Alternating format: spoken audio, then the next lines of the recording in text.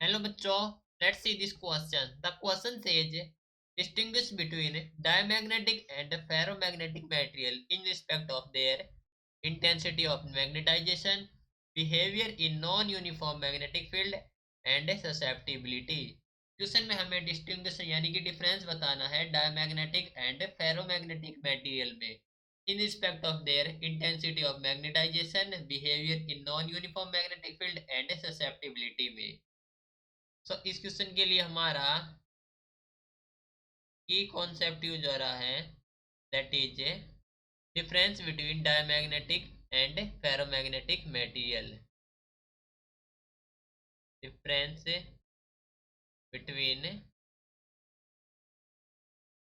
Diamagnetic and ferromagnetic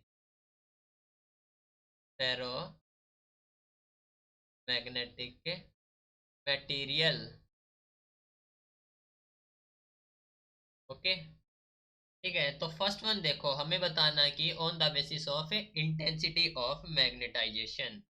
तो हम जानते हैं कि जो इंटेंसिटी ऑफ मैग्नेटाइजेशन होती है स्मॉल और नेगेटिव होती है फॉर डायोमैग्नेटिक, और जो लार्ज और पॉजिटिव होती है for ferromagnetic substance.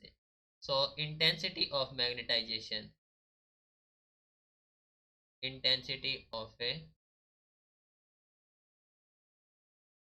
Magnetization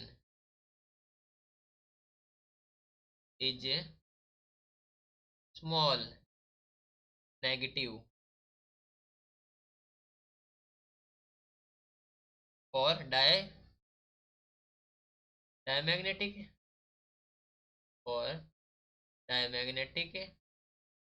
and large positive and large positive for ferromagnetic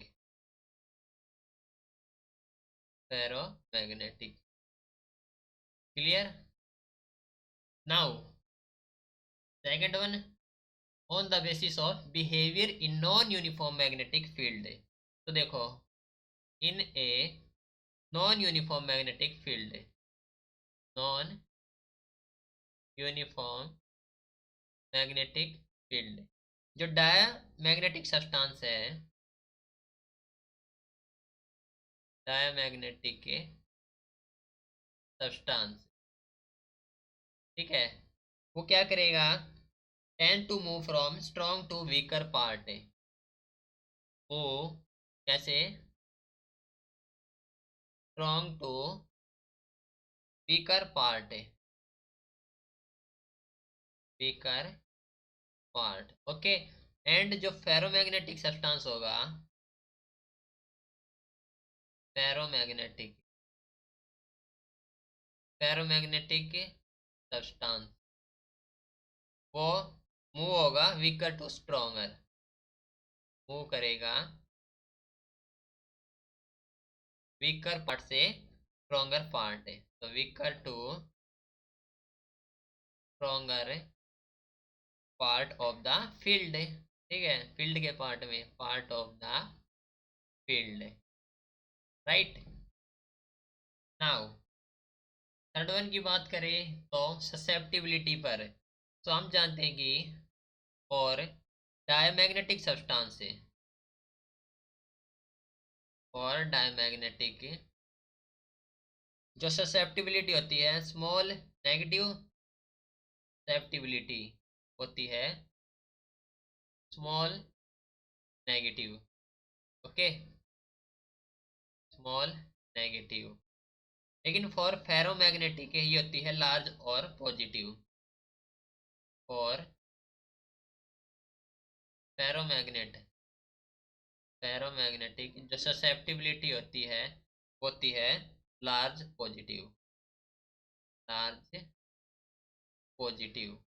okay. तो ये था हमारे पास distinguish between diamagnetic and ferromagnetic material, right. This is your final answer. Hope you understood it well. Best of luck.